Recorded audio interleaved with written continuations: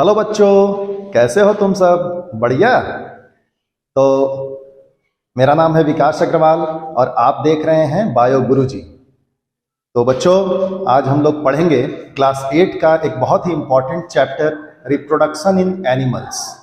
ठीक है, जो चैप्टर 9 में है, रिप्रोडक्शन इन एनिमल्स। आज हम लोग इसके बारे में डिस्कस करेंगे। तो चलिए बिना किसी देरी के शुरू करते हैं आज की क्लास। सबसे पहले हम देखेंगे डिफिनेशन ऑफ रिप्रोडक्शन, और हम कह सकते हैं व्हाट इज रिप्रोडक्शन। रिप्रोडक्शन क्या है या रिप्रोडक्शन की परिभाषा क्या है। ठीक है, तो reproduction is a biological process by which all living organism produces there young ones. ठीक है, रिप्रोडक्शन एक ऐसी प्रक्रिया है, ऐसी जैविक प्रक्रिया है जिसके माध्यम से जीव जंतु अपने ही जैसे संतान की उत्पत्ति करते हैं। जितने भी इस धरती पर तुम जीव जंतु देख रहे हो, ठीक है, वो सब रिप्रोडक्शन के माध्यम से ही अपने जैसे संतानों की उत्पत्ति करते हैं। अगर रिप्रोडक्शन ना हो तो धीरे धीरे क्या होगा, जीव जंतु समाप्त हो जाएंगे, इस धरती से विलुप्त हो जाएंगे। इसलिए एक बहुत ही नेसेसरी प्रोसेस है रिप्रोडक्शन। ठीक है, ताकि हमारा जो कंटिन्यूएशन है, हमारा जो जनरेशन है, वो आगे बढ़ता रहे। एक बहुत इंपॉर्टेंट फीचर है लिविंग ऑर्गेनिजम्स का। तो आप समझ गए होंगे रिप्रोडक्शन का डेफिनेशन। चलिए आगे बढ़ते हैं। आगे हम लोग देखते हैं मोड्स ऑफ रिप्रोडक्शन।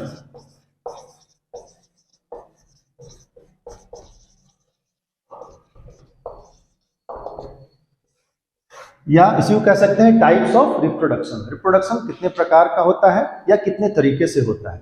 तो there are two types of reproduction. First is asexual reproduction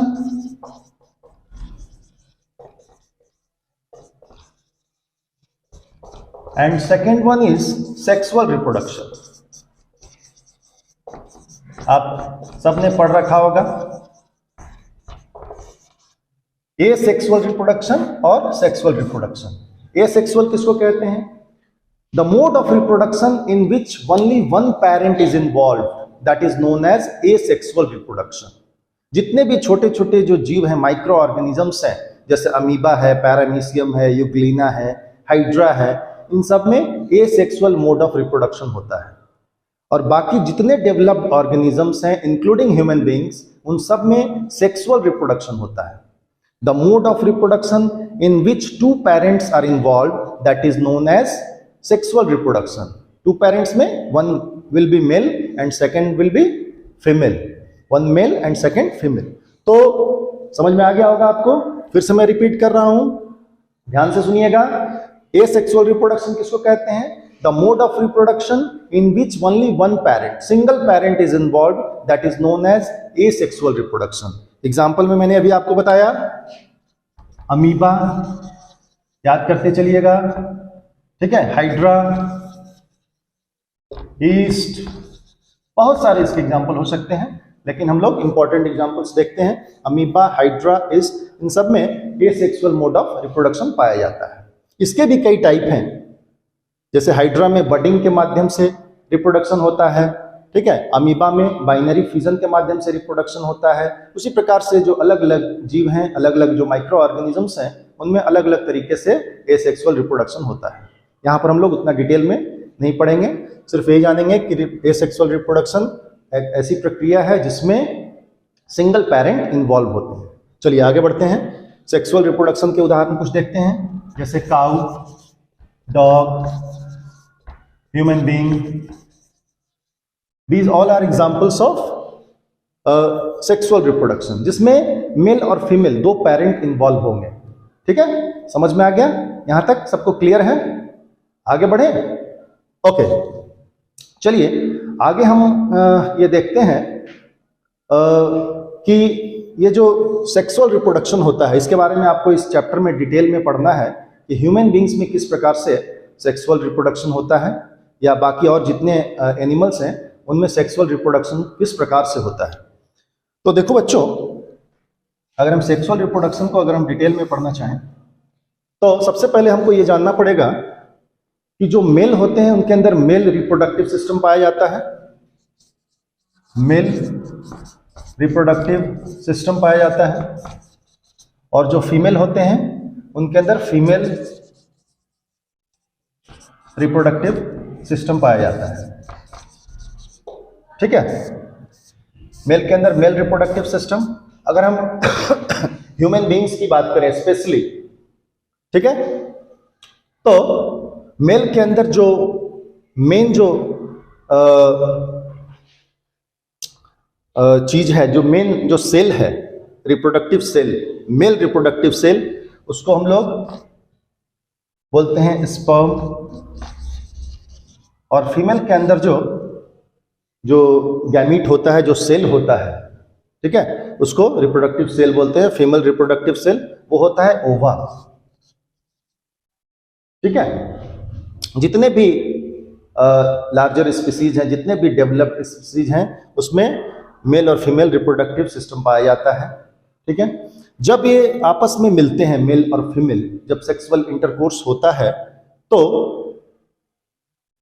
mail और फीमेल सेक्स जब आपस में मिलते हैं, सेक्स सेल्स जब आपस में मिलते हैं, जब स्पर्म और ओवा आपस में मिलेगा, तो ये मिलने की जो प्रक्रिया है उसको बोलेंगे फर्टिलाइजेशन। बहुत ही इंपॉर्टेंट टर्म मैं बता रहा हूं आपको, आप इसको नोट डाउन करते चलना या आप स्क्रीनशॉट ले लेना बीच बीच में जैसे आपको जरूरत पड़े। जब मेल सेक्स सेल्स और फीमेल सेक्स सेल्स आपस में मिलेंगे तो इस प्रक्रिया को बोलेंगे fertilisation.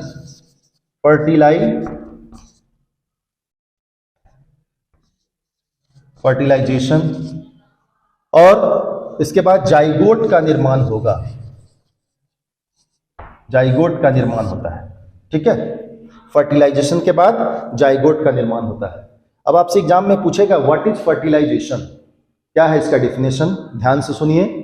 Fertilisation is a process in which male and female gametes fuse together and form zygote. Okay, form zygote. This process is known as fertilization. मैं फिर से एक बार रिपीट कर रहा हूं, ध्यान से आप सुनिएगा। When male gamete and female gamete fuses together and forms zygote, that is known as fertilization. अब आप ध्यान दीजिए, ये जो फर्टिलाइजेशन की प्रक्रिया है वो अलग अलग जीवों में अलग अलग प्रकार से होती है। जैसे कुछ ऐसे जीव हैं जिसमें एक्सटर्नल फर्टिलाइजेशन होता है, आप सब ने इसको जरूर पढ़ा होगा, मैं सिर्फ आपको रिवाइज करा रहा हूं। और कुछ जीव हैं डेवलप्ड जीव जैसे ह्यूमन बीइंग्स, उसमें इंटरनल फर्टिलाइजेशन होता है। अब ये क्या होता है इसको ध्यान से समझिए।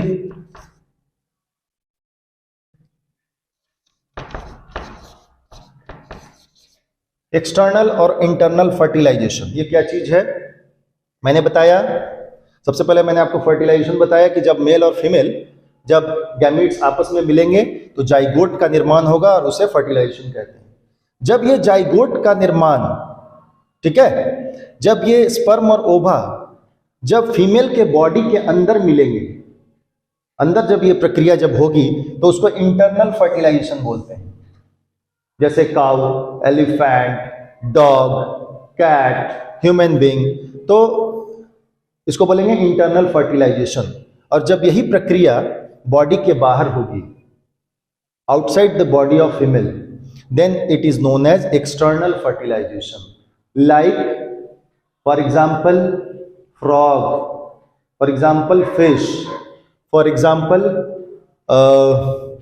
बर्ड्स में भी बाहर में फर्टिलाइजेशन होता है। पहले वो एग देते हैं, उसके बाद वो उसका निषेचन होता है और उस प्रक्रिया को एक्सटर्नल फर्टिलाइजेशन होता है कहते हैं। ठीक है, तो ये अंतर हो गया इंटरनल और एक्सटर्नल फर्टिलाइजेशन। अब यहाँ पर मैं आपको एक इंपॉर्टेंट चीज बताना चाहता हूँ। आपने सुना होगा इन विट्रो फर्टिलाइजेशन।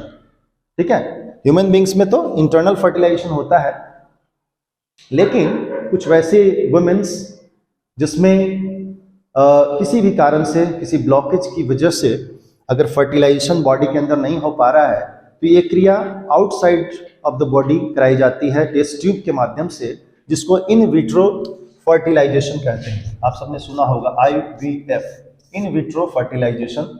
ये एक इंपॉर्टेंट टर्म है, इसको मैंने आपको समझा दिया, आप इसको ध्यान से नोट डाउन कर लीजिए। What is in vitro fertilisation, आपके एग्जाम में पूछा जा सकता है कि जब फर्टिलाइजेशन की प्रक्रिया, when fertilisation occurs outside the body of the female in test tube, then it is known as in vitro fertilisation.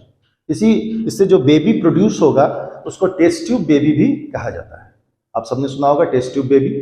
ठीक है, यहां तक क्लियर है? ओके, आगे बढ़ते हैं।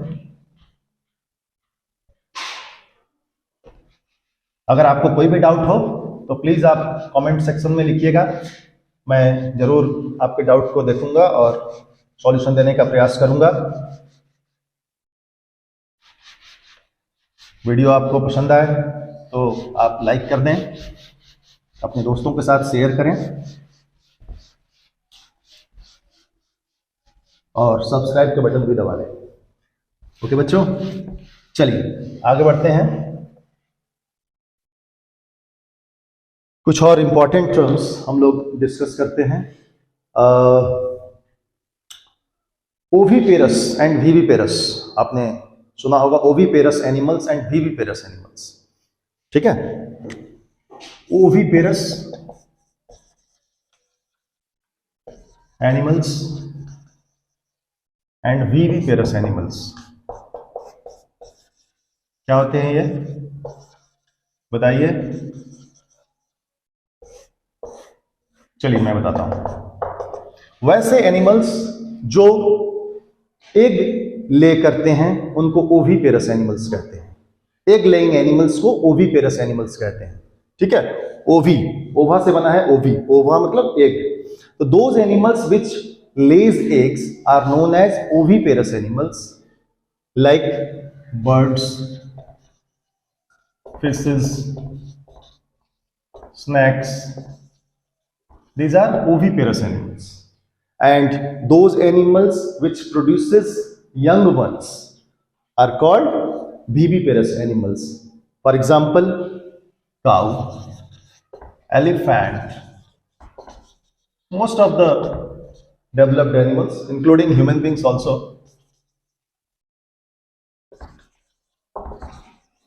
are also viviparous.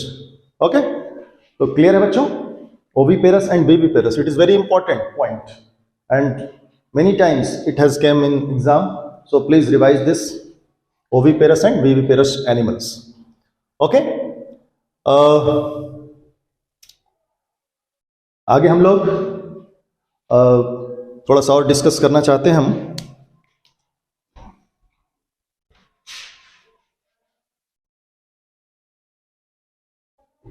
Human reproductive system के बारे में कुछ इंपॉर्टेंट पॉइंट। एग्जाम में तुम्हारे पूछेगा कि मेल के अंदर कौन सा हार्मोन बनता है, मेल रिप्रोडक्टिव हार्मोन कौन सा बनता है? तो मेल के अंदर टेस्टोस्टेरोन नाम का हार्मोन बनता है। टेस्टोस्टेरोन नाम का हार्मोन बनता है। कहां बनता है? टेस्टिस के अंदर बनता है। ठीक है, फीमेल के अंदर दो रिप्रोडक्टिव हार्मोन होते हैं। फीमेल के अंदर कौन कौन? Oestrogen and second one is, बताओ, प्रोजेस्टेरोन। प्रोजेस्टेरोन ये कहां बनता है? ये ओवरी में बनता है, जो कि फीमेल रिप्रोडक्टिव ऑर्गन है। ये टेस्टिस मेल रिप्रोडक्टिव ऑर्गन है। ठीक है, इस पर मैं एक अलग से वीडियो आप लोग के लिए बनाऊंगा, मेल और फीमेल रिप्रोडक्टिव सिस्टम के बारे में। इसमें ज़्यादा लंबा हो जाएगा वीडियो। ठीक है, तो ये कुछ इंपॉर्टेंट थिंग्स थे जो मैंने आपके सामने डिस्कस किए। मेल के अंदर टेस्टोस्टेरोन हार्मोन बनता है, ठीक है, जो कि टेस्टिस के अंदर बनता है, और फीमेल के अंदर एस्ट्रोजन और प्रोजेस्टेरोन हार्मोन बनता है, ठीक है, ओवरी के अंदर। तो इसको आप लोग जरूर याद कर लेना, ये बार बार एग्जाम में पूछता है। तो मेरे ख्याल से आज के लिए इस वीडियो में मैं इतना ही रखता हूँ। मुझे उम्मीद है कि आपको मेरा ये वीडियो जरूर पसंद आएगा। वीडियो को आप ज़्यादा से ज़्यादा अपने दोस्तों के साथ शेयर करें, सब्सक्राइब करें मेरे चैनल को। ठीक है, नेक्स्ट वीडियो में फिर मैं आपसे मिलता हूँ। तब तक के लिए आपको best of luck. Thank you.